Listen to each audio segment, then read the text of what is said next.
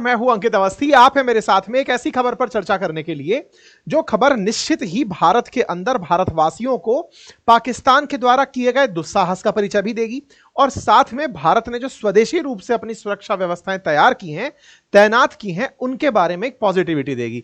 Positivity इस बात की कि भारत अपनी सुरक्षा के लिए केवल और केवल S-400 पर निर्भर नहीं है। हमने अपना भी कुछ ऐसा बना लिया है जो दुनिया के लिए अपने आप में आने वाले समय में खरीदने लायक प्रोडक्ट होगा।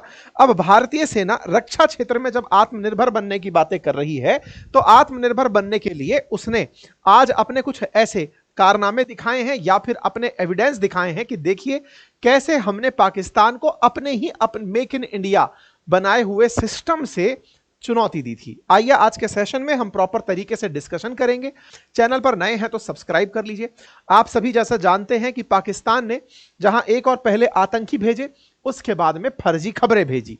आतंकी और फर्जी खबरों में इन्होंने इस तरह की मिक्सिंग और मैचिंग करी कि आप ये समझ ही नहीं पा रहे थे कि अल्टीमेटली पाकिस्तानियों ने आतंकियों के लिए भी कुछ फेक न्यूज़ पहले से ही प्लांट कर रखी थी या फिर ये पिटने के लिए पहले से न्यूज़ प्लांट कर रखी थी कि हमारा नुकसान भी होगा तो भी हम अपने आप को जीता हुआ दिखाएंगे।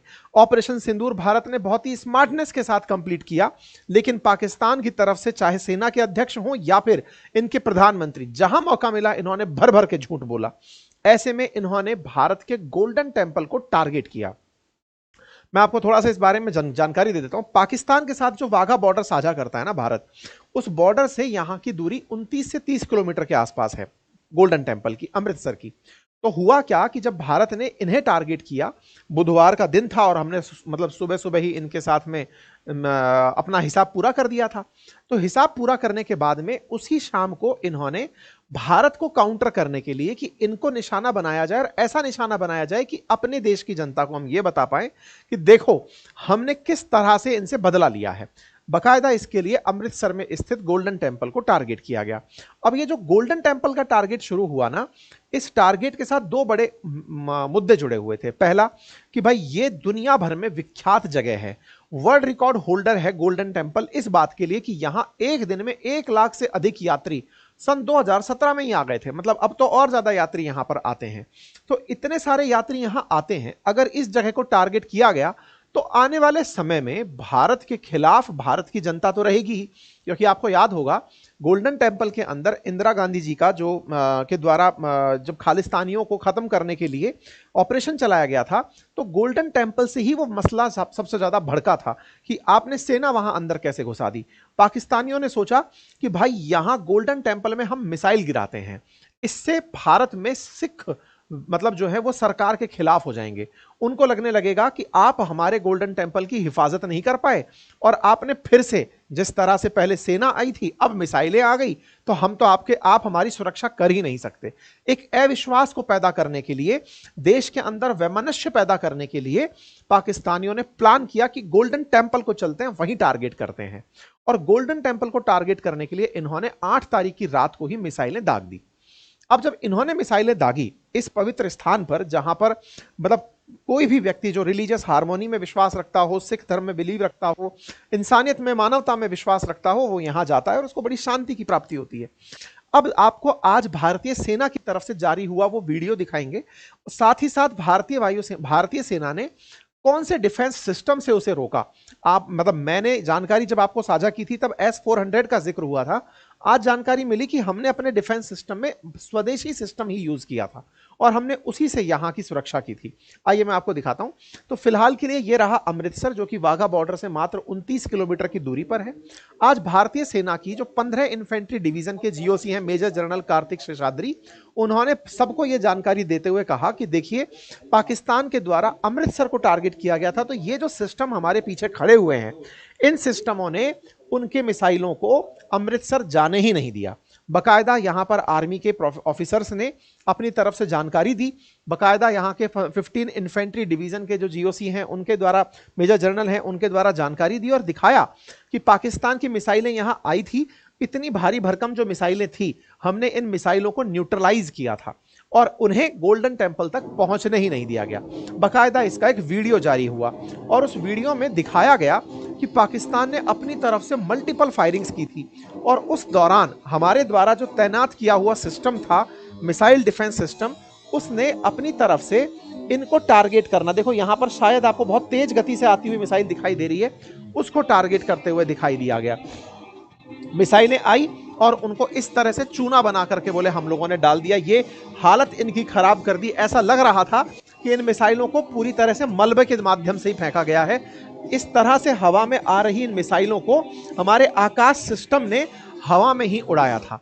तो भारत ने आज अपनी तरफ से यह बता दिया कि वो असल में कौन सा सिस्टम था। अब आपके दिमाग में एक प्रश्न बनेगा कि सर अब तो सीज फायर हो गया, हम इस बात को बता क्यों रहे हैं? दो कारणों से। पहला, देश की जनता में यह विश्वास रहे कि हमने अपने स्तर पर इतनी बड़ी सुरक्षा प्राप्त कर ली है कि हम अपने ही स्तर से अपने ठिकानों की सुरक्षा कर सकते हैं। अपने स्तर से मतलब, जैसे जब हम इजराइल की बात करते हैं तो इजरायली आयरन डोम की बहुत तारीफ करते हैं कि आयरन डोम उनके ऊपर आने वाले सभी मिसाइलों को और ड्रोन को रोक लेता है। अब हमने अपना खुद का सिस्टम, जो आकाश मिसाइल डिफेंस सिस्टम है, उसकी मदद से यह सारा काम किया है। आकाश एयर डिफेंस सिस्टम की वजह से यह काम किया है। अब इस डिफेंस सिस्टम का डेमो दुनिया के सामने आ चुका है कि भाई इतना बड़ा टारगेट उन्होंने टारगेट किया था, हमने उसे हिट नहीं होने दिया, हमारी सुरक्षा सिस्टम ने उसको सेव किया। सेव किया तो दुनिया वालों देख लो, ये हमारा सिस्टम था। हमारे सैनिकों ने बकायदा बताया कि जब हमने रिटेलिएट करना शुरू किया तो उनकी तरफ से बकायदा सफेद झंडा लहराया गया और फिर शांति की अपील की गई कि भाई हमको अब और मत मारो, ठीक है। तो बकायदा आज अमृतसर के अंदर इस पूरे आकाश डिफेंस सिस्टम को दिखाया गया कि यह काम कैसे करता है। इसका पूरा डिफेंस की आकाश एयर डिफेंस सिस्टम, आकाश मिसाइल डिफेंस सिस्टम अमृतसर के अंदर और जो अन्य शहर जो लगे हुए हैं पाकिस्तान बॉर्डर से, उनको सुरक्षा किस प्रकार से इस डिफेंस सिस्टम ने दी थी, यह आज यहां पर सेना के द्वारा जानकारी दी गई।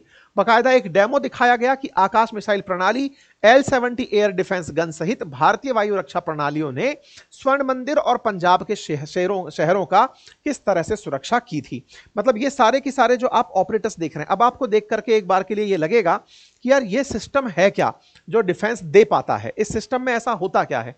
असल मायने में ये बहुत उन्नत किस्म के रडार लगे हुए हैं और इन रडार के माध्यम से दुश्मन की फेंकी गई कोई भी ऑब्जेक्ट को, चाहे वो ड्रोन है, चाहे वो मिसाइल है, चाहे फिर वो हवाई जहाज है, कोई भी चीज अगर भारतीय एयर में एंट्री कर रही है तो ये अपने द्वारा कैलकुलेट कर लेते हैं कि हां हमारी तरफ कोई फ्लाइंग ऑब्जेक्ट आ रहा है।